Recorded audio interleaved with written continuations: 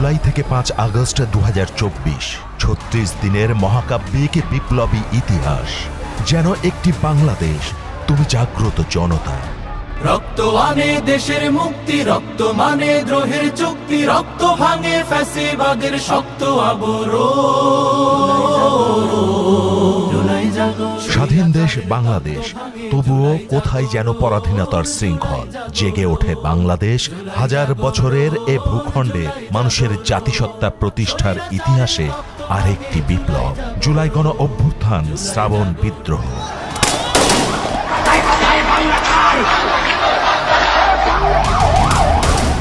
জাতিকে মুক্ত করতে আলোকবর্তিকা হয়েই প্রাণ দেয় বাংলার দামাল ছেলেরা। তাতে যোগ দেয় আবাল বৃদ্ধ বনিতা থেকে নারী শিশু সকলে। পিছনে যাওয়ার রাস্তায় নেই, পিছনে পুলিশ আর সামনে স্বাধীনতা। অবশ্যই আমরা সম্মানের সাথে মৃত্যু গ্রহণ করতে রাজি আছি। দুঃসহ 36 দিনের মহাকাব্যের প্রতিটি পংক্তি মালায় রক্ত লাল। রক্তের প্লাবনে ভেসে যায় স্বৈরাচার হাসিনার কালো সিংহাসন। পালিয়ে যায় ইতিহাসের কুখ্যাত শাসক শেখ হাসিনা।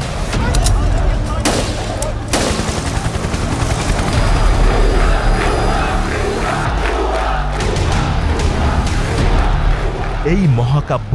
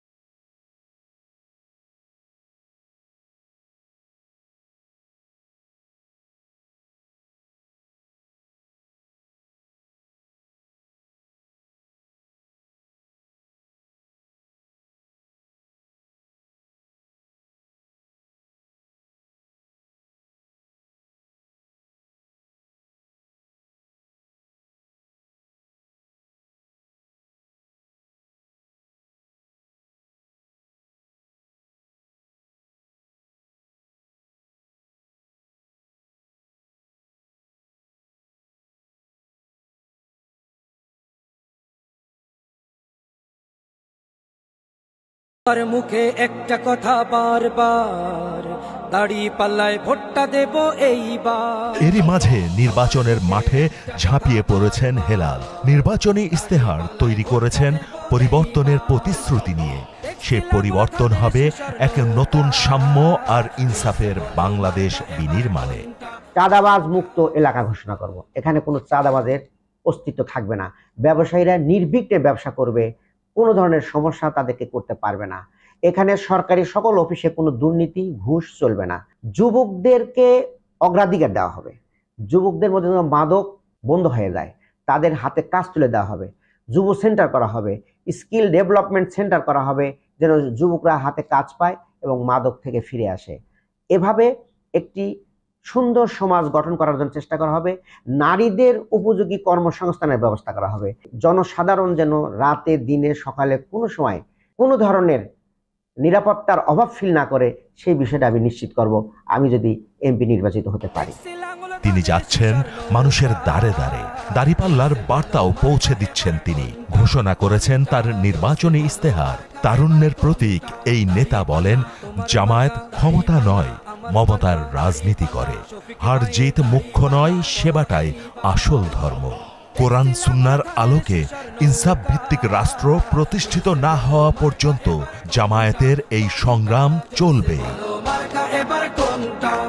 দাঁড়িপাল্লার প্রতিশ্রুতি, বৈষম্যহীন রাজনীতি।